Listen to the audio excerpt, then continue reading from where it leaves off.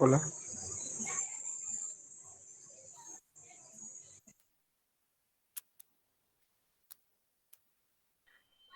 Hola, hola, buenas noches. Buenas noches, doctor. Lo estamos escuchando.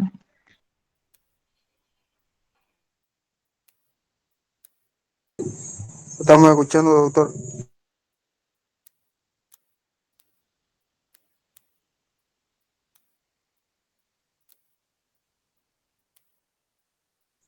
Lo estamos escuchando, doctor.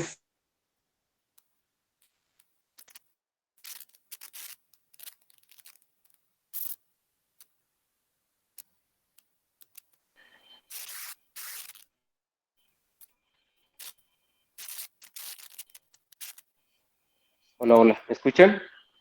Buenas noches, doctor. Sí, se escucha. Hola, hola, buenas noches. Muy bien, chicos, vamos a continuar. No se olviden que el examen es el miércoles 12. Va a ser a las 7 de la noche o 8 de la noche. Bueno, ya nos vamos a poner de acuerdo para que den el examen. Igual va a ser tipo test. Los temas van a ser sistema renal. Este tema que vamos a dar hoy día, el sistema nervioso central. El lunes vamos a pasar clases a las 7 de la mañana. Vamos a ver todo lo que es principios de farmacología. Y el jueves igual vamos a pasar a las 7 de la mañana. Vamos a ver anestésicos inhalatorios. Y dependiendo de eso, vamos a ver si avanzamos un tema más. Pero estos 4 temas ya van para el segundo parcial. Entonces, para que ya vayan repasando y dándole una leída. Ahora vamos a empezar con lo que es el sistema. Sé que fisiología es amplio, entonces igual para que puedan leer del libro que se les pasó, el de Barash. Igual para tratarlo de resumir un poco, vamos a hablar de lo puntual. Entonces vamos a hablar un poco ya de lo que es el sistema nervioso central y autónomo. Ahora, el sistema nervioso central como tal es el sistema que va a gobernar todos los procesos corporales de nuestro cuerpo, o sea, los sentidos, las funciones, el procedimiento y todo lo que nos rodea. Este sistema nervioso va a estar formado por las neuronas, que estas están conectadas por una red. El sistema nervioso central está formado por el encéfalo y la médula espinal, ahí como tienen en el gráfico. Ahora, el encéfalo está protegido por el cráneo y esta parte del encéfalo es el que nos va a permitir procesar la información que va del tronco y hacia las extremidades. Y todo esto va a estar conducido hacia la médula espinal, a los nervios craneales, y estos van a estar conectados directamente al encéfalo. Y esto es lo que nos va a permitir todas las funciones de la cabeza y el cuello. En la parte del encéfalo, cuando está maduro, va a constar de 4 partes, las cuales son el tronco encefálico, el mesencéfalo, y el encéfalo. En la parte del tronco encefálico se va a dividir el bulbo raquídeo y este bulbo raquídeo se conecta directamente con la médula espinal hacia el puente y el cerebelo. Y esta parte va a estar protegida por los huesos occipitales y el hueso esfenoides. Ahora, el bulbo raquídeo es el que va a conducir todas las señales entre la médula espinal y el encéfalo. Esta va a tener también el centro cardiovascular, donde se procesa toda la frecuencia y la fuerza de la contracción miocárdica. Y acá también va a estar dependiente de los grandes vasos sanguíneos. Acá va a estar también el centro respiratorio, que va a controlar la frecuencia respiratoria, y el bulbo raquídeo, donde va a controlar también parte del vómito, el estornudo, la tos y el hipo. El puente o la protuberancia es donde se encuentra directamente el bulbo raquídeo y es la parte anterior al cerebelo. Esto va a permitir eh, las diferencias que va a haber en el encéfalo. Acá es donde se van a coordinar los movimientos voluntarios de todo el cuerpo. Se va a ayudar también la respiración y van a dar origen a los nervios craneales, al quinto par craneal, que es el trigémino, al sexto, que es el motor ocular externo, al séptimo, que es el facial, y al octavo, que es el músculo, el vestíbulo coclear, el auditivo. Ahora, el cerebelo es el pequeño cerebro, que es la segunda parte más grande del encéfalo. Esto se encuentra después del encéfalo y se encuentra en la parte inferior y posterior del calvario. Esta es la función principal del cerebelo, es la coordinación de todos los movimientos voluntarios, el mantenimiento de la postura y del equilibrio. Y esto va a permitir todas las actividades musculares que nosotros dirigimos. El mesencéfalo va a ir desde el puente hasta el diencéfalo y mide aproximadamente 2,5 centímetros. Estas medidas, por ejemplo, son en personas estándares, en adultos. El encéfalo medio va a transmitir todas las señales nerviosas desde las áreas motoras hacia la corteza cerebral, hacia el bulbo raquídeo, hacia el puente y la médula espinal. Estas van a tener los centros visuales, los centros auditivos, y van a tener una variedad de reflejos visuales y también reflejos auditivos. Este mesencéfalo va a segregar lo que es la dopamina, va a ir hacia las neuronas de la sustancia negra y el origen de los nervios craneales, el tercer nervio craneal, que es el oculomotor, y el cuarto par craneal, que es el troclear. Ahora, el diencéfalo va a formar un núcleo central que está en el encéfalo superior del mesencéfalo, y este va a tener todos los núcleos responsables en el procesamiento de la parte sensitiva y motora, en el tálamo, el hipotálamo y el epitálamo. Y la apófisis va a estar unida al hipotálamo, y esta va a ser la que va a segregar diferentes hormonas. El tálamo es la parte importante en el relevo de la mayoría de las señales sensitivas. Estas van a llegar hacia la corteza cerebral, desde el tronco cerebral, y también van a procesar la información motora al cerebelo, hacia las áreas motoras de la corteza cerebral, y estos son los que nos van a tener la conciencia, mantener el mantenimiento de la conciencia. Ahora, el hipotálamo es el que va a controlar las actividades corporales y también va a regular la homeostasis de todo nuestro cuerpo. Este tálamo va a llegar a los sentidos somáticos y viscerales, y todo esto va a permitir la parte sensitiva tanto de la visión, el gusto y también el olfato. Estos receptores hipotalámicos van a controlar la glucosa de la sangre, la presión osmótica en la sangre y las concentraciones hormonales. Aparte, también el hipotálamo va a tener otras funciones tanto en el sistema nervioso autónomo, en la producción de hormonas, en la regulación del comportamiento, tanto como el dolor, el placer, la agresión, la excitación, la sed, el apetito. Y también van a estar la parte donde se va a controlar la temperatura y el estado de conciencia.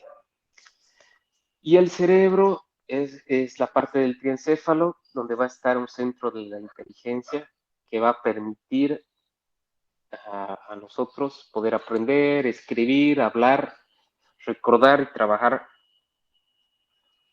El cerebro está formado por una corteza cerebral, que es la parte externa, y esta región externa va a tener la materia gris, y los núcleos profundos van a ser las partes más profundas de la materia gris y la blanca.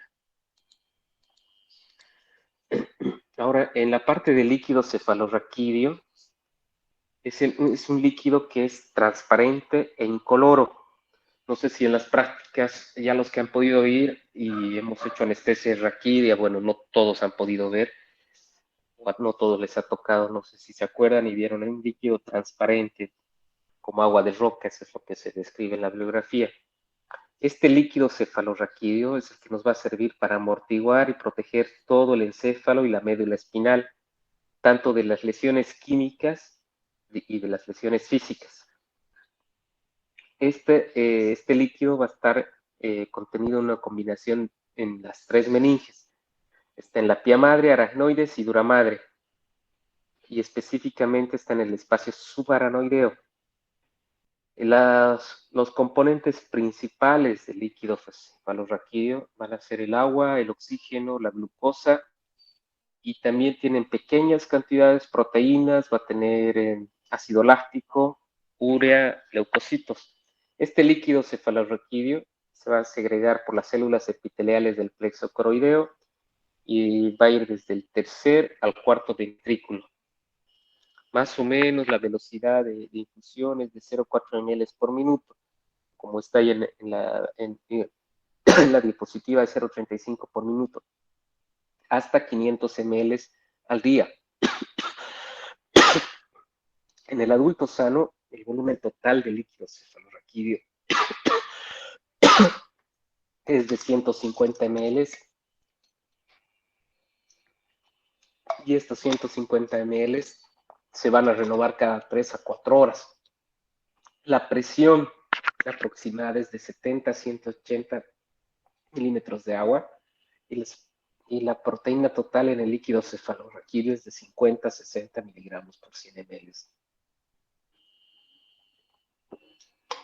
Ahora van a existir factores que van a reducir la producción de líquido cefalorraquídeo.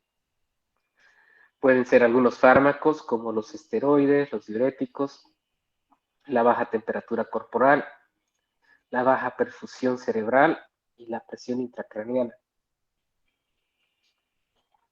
Eso quiere decir que cuando la presión intracraneana o la PIC va a estar elevada. Ahora, la reabsorción de todo líquido cefalorraquídeo va a ser proporcional a la presión.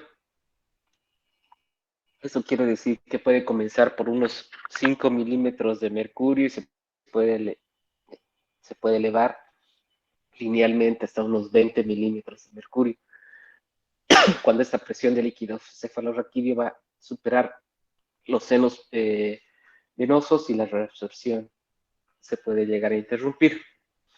Ahora, claro, no es el tema, pero cuando ya hablemos de anestesia raquídea, cuando hay una fuga de líquido cefalorraquídeo, cuando se hace una punción inadvertida, hay diferentes síntomas que va a tener el paciente. Una de las principales complicaciones o efectos adversos de realizar una anestesia raquídea o una peridural que por mala suerte se llega a atravesar hasta el especie aracnoideo es una cefalea postpunción que puede llegar a tener el paciente. Es una de las complicaciones, o un bloqueo simpático, pero eso ya vamos a ir hablando, pero son detalles para que ya les vayan revisando un poquito. Ahora, la médula espinal va a tener diversas vías sensitivas y motoras. Estas van a tener, acá sirve de relevo en el procesamiento y una variedad de entradas, tanto periféricas como centrales.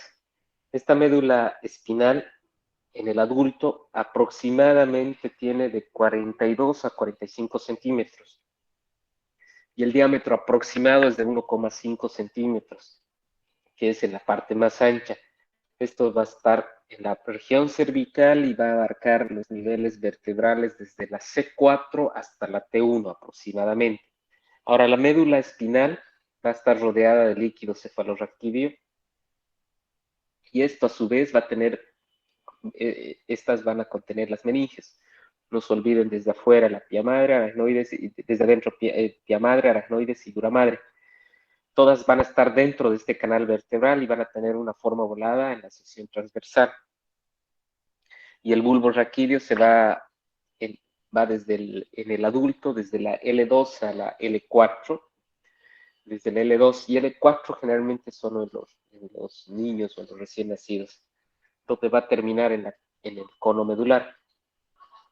Ahora, de este cono medular nacen los filamentos terminales, donde se van a extender a la pía madre, la aracnoides y la dura madre, donde se van a anclar a la médula espinal hacia el coxis.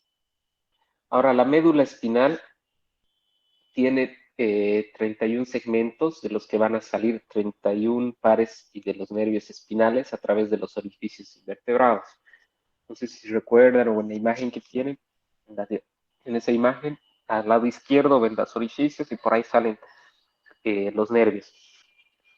Hay 8 pares de nervios cervicales, o sea, desde el C1 al C8, 12 de los nervios torácicos que van del T1 al T12, 5 de los lumbares, del L1 al L5, y de los sacros, igual hay los pares nerviosos que van desde el S1 al S5, y un par de los nervios coccígeos, que va a ser el CO1.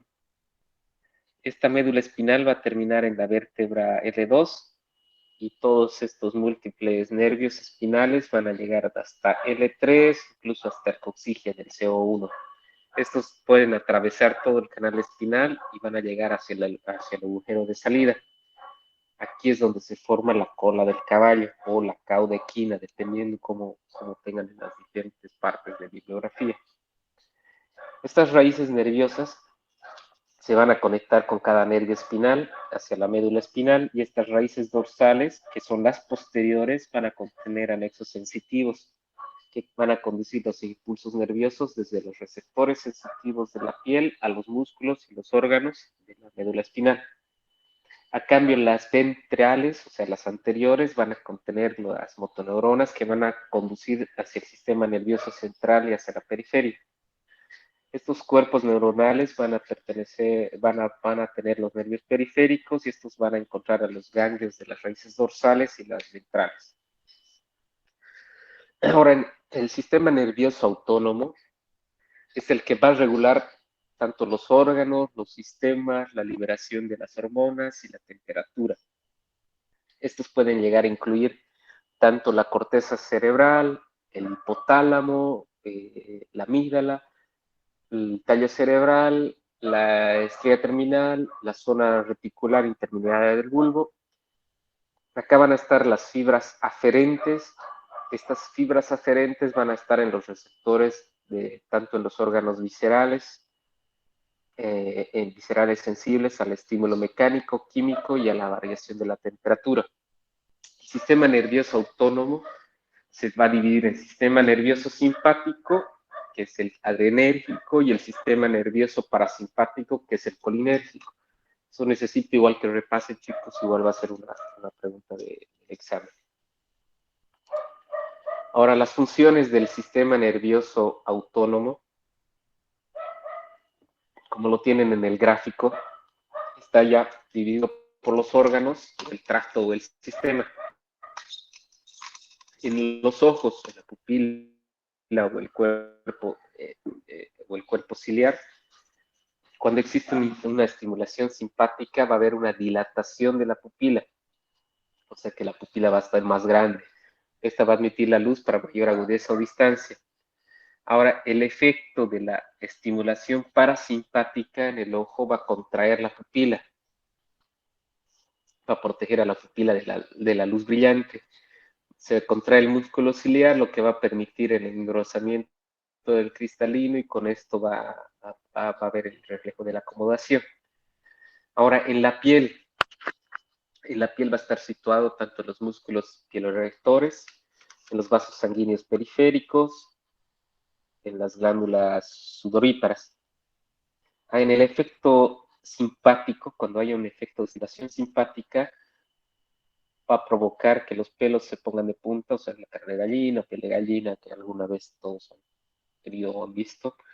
Otro, va a haber una vasoconstricción, donde va a haber una palidez, tanto en la piel, en los labios, e incluso puede haber una coloración azul en las puntas de los dedos. Y va a aumentar la transpiración. Ahora, cuando se estimula el parasimpático, generalmente no hay tanta variedad a nivel de la piel. Ahora, cuando se estimula cuando vamos a ver en las glándulas como tal, en las glándulas lagrimales, la estimulación simpática va a llegar a disminuir ligeramente la secreción, pero la estimulación parasimpática va a aumentar la secreción de las glándulas lagrimales. En las glándulas salivales, el sistema simpático va a aumentar la secreción, disminuyendo a que toda la secreción de la saliva se vuelva más espesa y un poco más viscosa. Pero en la parte parasimpática va a promover la secreción y abundante y va a ser más acuosa. En el corazón, cuando existe una estimulación simpática, va a aumentar la frecuencia cardíaca, va a aumentar la fuerza de la contracción, pero va a inhibir el efecto simpático, va a inhibir el parasimpático sobre los vasos coronarios y van a permitir que todo esto se dilate. Pero cuando existe en el corazón una estimulación parasimpática, va a disminuir la frecuencia cardíaca, la fuerza de la contracción va a estar disminuida, incluso puede llegar a conservar su energía, pero va a ir disminuyendo. Se van a comprimir o van a constreñir los vasos coronarios con una reducción de la demanda de oxígeno. En la parte pulmonar, en la estimulación simpática inhibe el sistema parasimpático y esto va a permitir una broncodilatación y una reducción de la secreción, permitiendo al máximo el intercambio de aire. En cambio, cuando existe un estímulo parasimpático, va a constreñir los bronquios, va a conservar la energía y va a favorecer a la secreción bronquial. No se olviden, cuando existe un shock anafiláctico o han debido escuchar, se utiliza adrenalina, entonces para hacer una broncodilatación en pacientes asmáticos o con una crisis asmática, como último remedio, como uno de los fármacos de último uso, es usar adrenalina. Entonces la adrenalina va a producir una estimulación simpática a nivel pulmonar, o sea, va a haber una broncodilatación. En el tubo digestivo, el parasimpático, el simpático va a inhibir el peristaltismo y por esto va a contraer los vasos sanguíneos en todo el tubo digestivo y también la parte del músculo esquelético. Se va a contraer el esfínter anal y también puede ayudar a la incontinencia fecal. Cuando los que han ido ya a la práctica y han podido ver incluso ya la anestesia raquídea, es un bloqueo simpático que se hace con una anestesia raquídea. Entonces, no solamente existe ese bloqueo como tal, pero también va a tener sus efectos en diferentes partes del cuerpo. Entonces, como existe un bloqueo simpático, hay una disminución de la motilidad intestinal en el paciente que ha recibido una anestesia raquídea. Por eso es importante igual el tiempo que esperamos a que exista esa movilidad tanto de los miembros inferiores y también empiece a hacer la movilidad intestinal en ese paciente que recibió. Ahora, en el tubo digestivo, cuando existe una estimulación parasimpática, va a estimular el peristaltismo, o sea, todo lo contrario del simpático. Y va a haber una secreción de todos los jugos digestivos. Igual puede llegar a contraer el recto, va a inhibir el esfínter anal interno para provocar la defecación. Ahora, en el hígado y en la vesícula biliar, cuando existe una estimulación simpática, va a promover toda la descompensación del glucógeno a la glucosa y esto puede llegar a aumentar la energía. Ahora, cuando es parasimpático, va a llegar a promover la formación, la conservación del glucógeno y el aumento de la secreción de la bilis. Y en la parte urinaria, en la estimulación simpática va a haber una vasoconstricción de todos los vasos renales, donde va a frenarse la formación de la orina. El esfínter anal, el esfínter interno de la vejiga se va a contraer hasta mantener una continencia urinaria. Ahora, en la parte, cuando existe una estimulación parasimpática, va a llegar a inhibirse la contracción del esfínter interno de la vejiga.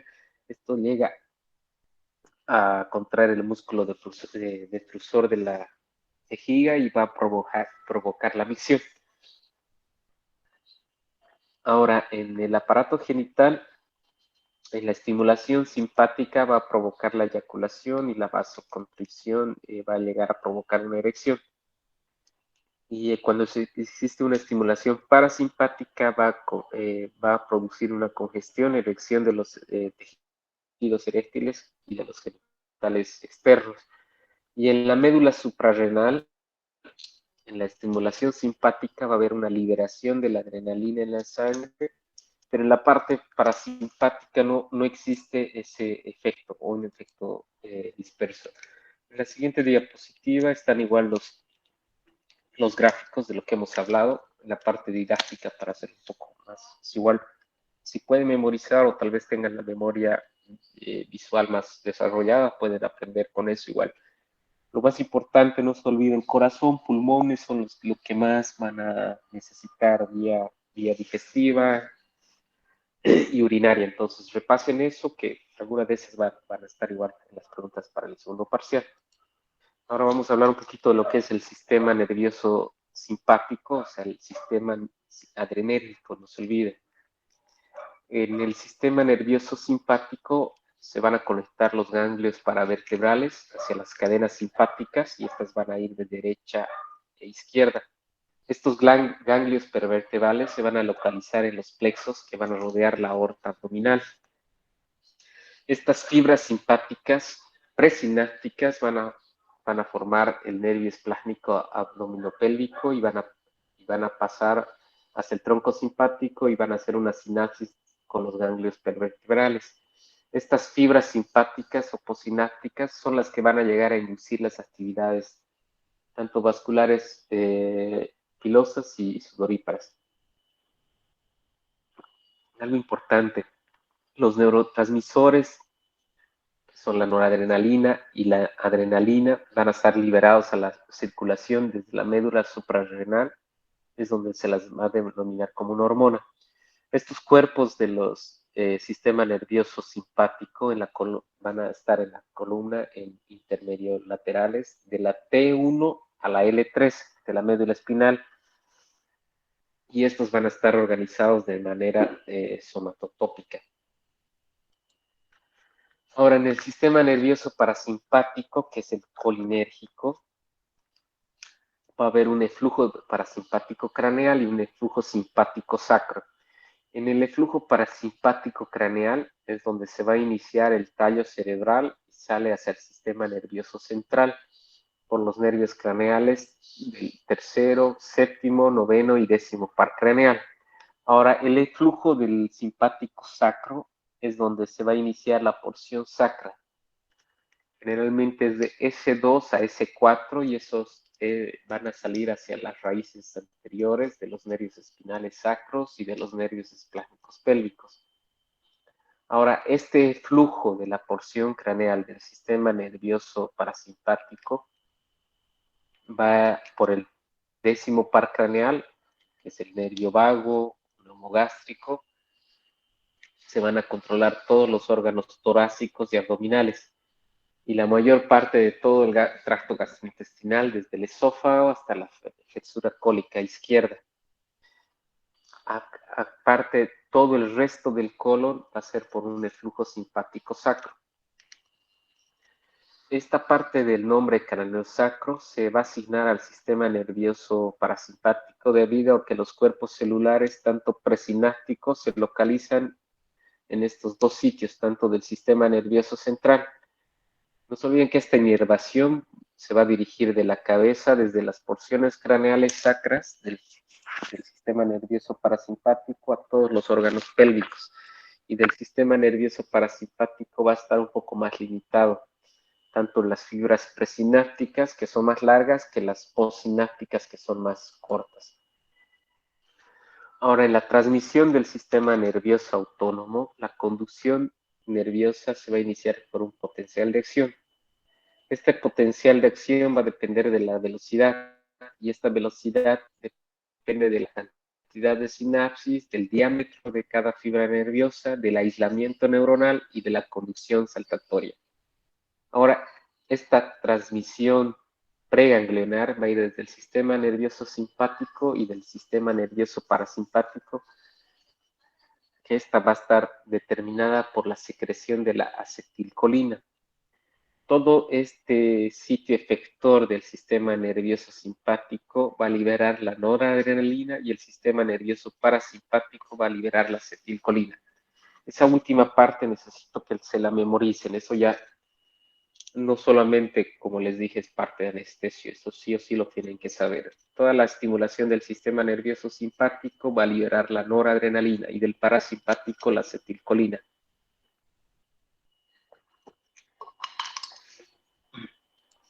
En la siguiente diapositiva igual están esos gráficos que pueden determinar un poco más el paso del axón. O sea, se tiene ese estímulo, como ven en el gráfico, en la parte B, en la parte superior de ese gráfico, hay una estimulación. Hay un estímulo que va a viajar hacia el axón y este estímulo ya va a llegar a la acción por la mielina y esto va a tener una estimulación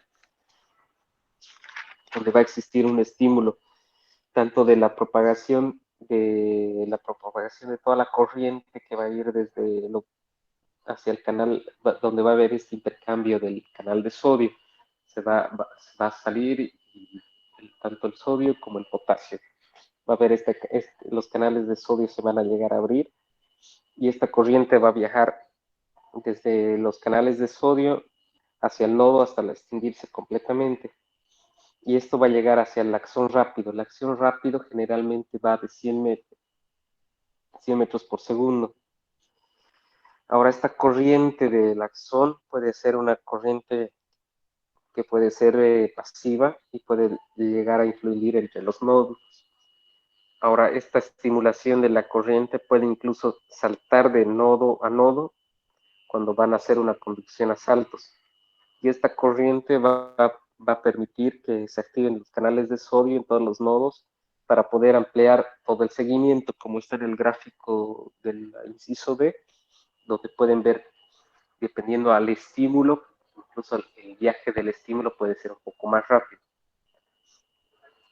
Ahora, en la siguiente diapositiva, tenemos la clasificación y la velocidad de la conducción de las fibras nerviosas. Esto igual les voy a preguntar. Acá tenemos las fibras somáticas mielinizadas, que es la A. Estas somáticas mielinizadas se van a dividir en el grupo A, pero la A va a tener la alfa, beta, gamma, delta y el epsilon. Y la velocidad de conducción, la alfa son de 120 metros por segundo, la alfa y la beta, pero la gamma y la delta van a ser de 5 a 40 fibras de metros por segundo y el epsilon es un poco más lento, o sea, son 5. Ahora, en la parte visceral, la parte mielinizada va a estar por el grupo B, donde la velocidad es de 3 a 15 metros por segundo. Y las somáticas, que son las 10 mielinizadas, que son las del grupo C, donde la velocidad va a ser de 0,5 a 2 metros por segundo, que estas son las fibras del dolor. Ahora, la transmisión del sistema nervioso parasimpático va a estar a cargo de la acetilcolina. La catalización de la acetilcolina se va por la transferasa y la acetilación de la colina por la acetilcoenzima A. Esta liberación de la acetilcolina va a depender de la liberación de calcio desde el espacio intersticial. Ahora, la acetilcolina se puede retirar con rapidez hacia la hendidura sináptica mediante la hidrólisis de la acetilcolinesterasa y la pseudocolinesterasa. Estas van a ser las colinesterasas plasmáticas. Estas van a requerir una producción constante en la terminal presináptica. La rápida recuperación va a ser esencial para que toda esta regulación sea adecuada hacia la función del órgano efecto. Y estas enzimas van a hidrolizar la acetilcolina y también los anestésicos locales, tanto de tipo ester y en el caso de la succinilcolina. Ahora, la transmisión del sistema nervioso simpático, los principales mediadores son la noradrenalina y la adrenalina o epinefrina. Les puse esas abreviaturas porque muchas bibliografías ya no las van a registrar de esa forma. Entonces, para que igual puedan ya tratar de memorizar. Ahora, la acetilcolina es un transmisor de fibras preganglionares para el sistema nervioso simpático. Ahora, en la glándula suprarrenal, la médula va a haber una liberación de la epinefrina y de la noradrenalina. La inactivación de la noradrenalina se va a eliminar hacia la hendidura sináptica. Y estas pueden ser por una recaptura hacia las terminales presinápticas, una captura extraneural de las células efectoras y una difusión.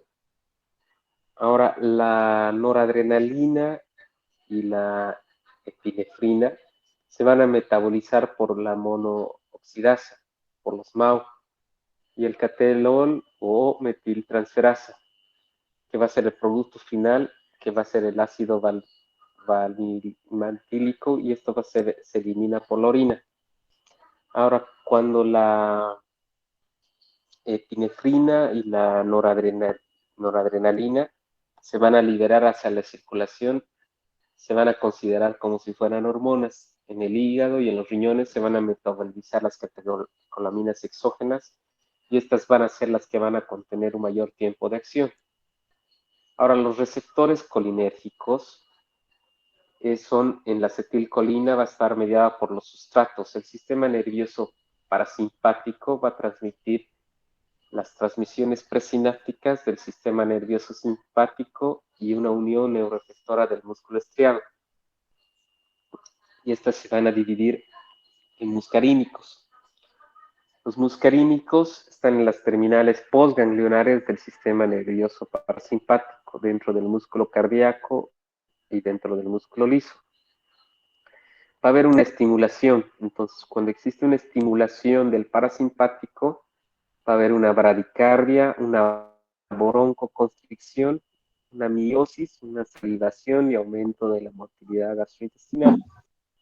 Ahora, estas se van a subdividir en M1, que son los ganglios autonómicos y las células parietales gástricas, en el M2, que van a estar en el corazón, M3 en el músculo liso, M4 en el sistema nervioso central, que va a llegar a inhibirse el adenosín 3.5, que es el monofosfato cíclico o el AMPP cíclico, y el M5, que va a regular todo el calcio intracelular hacia la vía de la señalización. Ahora, en la parte nicotínica puede inhibirse el bloqueo de los receptores con atropina. Y los muscarínicos, que van a ir del M1 al M5, son los que van a estar a cargo de los complejos de la memoria, de la atención y de la analgesia. En la siguiente diapositiva está ese gráfico, que es el gráfico del sistema nervioso autónomo eferente, donde todos los impulsos se van a integrar hacia el nivel central y estos se van a llegar a enviar hacia una forma refleja hacia los receptores adrenérgicos y colinérgicos. Tanto las fibras simpáticas van a terminar en la médula suprarrenal y todas estas de la médula suprarrenal son las preganglionares, donde va a estar la acetilcolina o la ACH, para que puedan captar un poco, es el neurotransmisor. Ahora, esta estimulación de las células cromafines van a llegar a actuar como neuronas postganglionares, donde van a liberar la adrenalina y la noradrenalina. Ahora, los receptores colinérgicos, en la siguiente diapositiva están los nicotínicos. Acá los nicotínicos van a estar en la unión sináptica de los ganglios del sistema nervioso simpático y del sistema nervioso parasimpático. Aquí va a haber una estimulación del sistema nervioso simpático que va a ir seguida de una taquicardia y una hipertensión por la liberación de la epinefrina y de la noradrenalina de la glándula suprarrenal. Estos pueden llegar incluso a aumentar las dosis de nicotina de los síntomas que van a ser hipotensión y una debilidad muscular. Y cuando hay una dosis bajas de nicotina, incluso se pueden estimular, incluso las altas pueden llegarse a inhibir. Ahora, los receptores adrenérgicos son los receptores que se van a acoplar a las proteínas G. Estas van a llegar a estimular las catecolaminas. La cantidad de los receptores adrenérgicos van a ser inversamente proporcionales a las concentraciones de catecolaminas circulantes. Y estas van a ser los receptores de adenosina que van a llegar a disminuir la liberación de la norepinefrina. Y la serotonina va a llegar a disminuir la norepinefrina en un nivel simpático por la reducción del calcio, de los iones de calcio. Ahora, la adenosina también puede llegar a disminuirse cuando hay una hipoxemia. Ahora, los receptores adrenérgicos, como tienen en la diapositiva, los receptores adrenérgicos alfa 1 son su sitio sináptico es el postsináptico. Estos van a estar en el músculo liso vascular periférico, en el músculo liso vascular renal, en las arterias coronarias, epicárdicas, donde en estos tres va a haber una contracción. Esa es la parte de su acción. Pero la función del volumen latido van a estar disminuidos. En la parte del miocardio, en la postsináptica, en el 30 al 40%, va a haber un inotropismo positivo, o sea, donde va a haber una contracción, un aumento de la contracción. Y en los túbulos renales va a actuar como antidiuréticos. Ahora, en los receptores alfa 2, en la parte presináptica, en la parte de la liberación del músculo liso vascular periférico, va a llegar a inhibirse la noradrenalina. Pero en la parte de las coronarias del sistema nervioso central va a haber una vasodilatación secundaria, va a haber una inhibición de la actividad del sistema nervioso central, incluso puede llevar a una sedación con una disminución de la concentración alveolar. Ahora, en las postsinápticas va a haber en la parte coronaria y endocárdicas del sistema nervioso central va a poder haber una constricción, va a haber una inhibición de la insulina, va a haber la motilidad intestinal va a estar reducida, la inhibición de la hormona antidiurética y una analgesia. Y en la parte renal va a llegar a promover la excreción tanto de sodio como de agua. Ahora, en los receptores beta 1, en la parte postsináptica, van a ser sensibles a la noradrenalina. En la parte del miocardio va a producir un inotropismo y un cronotropismo positivo, o sea, van a acelerar. Eso no se olviden, con la parte cardíaca, todo lo que es simpático va a estimular, va a aumentar y va a haber un inotropismo y cronotropismo. En la parte senoauricular va a haber una conducción ventricular, va a haber una liberación de renina, pero en los riñones va a llegar a haber una relajación. Ahora, el beta 2 va a actuar como presináptico, que va a ser sensible a la noradrenalina, y el postsináptico, que va a ser sensible a la epinefrina. Ahora, en la parte presináptica sensible a la noradrenalina, en la parte miocárdica va a haber una aceleración de la liberación de noradrenalina. Va a haber una conducción de los vasos donde va a haber una acción opuesta que va a ser agonista alfa 2 presináptico y incluso puede haber una constricción. Pero en la parte postsináptica, cuando es sensible a la epinefrina, en la parte miocárdica va a haber un inotropismo con un cronotropismo positivo. En el músculo liso vascular va a haber una relajación y en el músculo liso bronquial igual va a haber una relajación. Ahora en el beta 3, cuando está en el tejido adiposo, va a haber un reforzamiento de la lipólisis, pero en los vasos renales va a haber una relajación. Ahora, en los receptores dopamina 1, en los postsinápticos, van a actuar sobre los vasos sanguíneos, tanto renales, mesentéricos y coronarios, donde va a haber una vasodilatación. En los túbulos renales va a haber una natriuresis y una diuresis.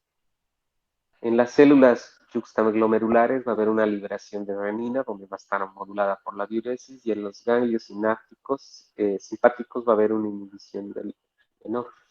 Ahora, en la dopamina 2 también va a actuar de forma presináptica y postsináptica. En la parte presináptica van a estar los nervios simpáticos postganglionares. Estos van a llegar a inhibir la liberación de la noradrenalina. Y en los postsinápticos va a estar en la vasculatura renal y en la mesentérica, donde va a haber una dilatación secundaria. Incluso puede haber una vasoconstricción. Ahora, los reflejos del sistema nervioso autónomo, los más relevantes o conocidos van a estar el síndrome de Horner, donde el síndrome de Horner va a tener una tosis, una miosis y una nitrosis. Esto se puede hacer por un bloqueo simpático o el bloqueo interescalénico. No sé si en la práctica hicimos o los que han podido ver cuando se hace un bloqueo interescalénico, incluso por este bloqueo, incluso se puede llegar a bloquear momentáneamente las cuerdas vocales o levemente, donde el paciente va a disminuir incluso el tono por el bloqueo de las cuerdas vocales verdaderas, el tono de la fonía. Ahora, estos pacientes van a tener una disautonomía y no van a tener el aumento de la frecuencia cardíaca. También puede haber una hipotensión ortostática, donde va a ser un indicador del aumento de la morbilidad y mortalidad con un perioperatoria, donde sí, si no se controla a tiempo, puede ser un factor de riesgo. Ahora, con este reflejo se pueden alterar todas las rutas autonómicas y estas van a estar diversas a las condiciones patológicas. Y esto llega a producirse hacia una pérdida de la función normal. No se olviden el Horner, es la caída del párpado, la incapacidad para aumentar el diámetro pupilar y para sudar. Bueno, chicos, esto he tratado de resumir en lo más puntual, porque igual el sistema nervioso es amplio, pero para que puedan repasar, este es otro tema para el parcial. Entonces, chicos, el lunes vamos a pasar la clase a las 7 de la mañana, vamos a ver principios de farmacología, entonces, para que le den una repasadita. ¿Alguna pregunta, chicos?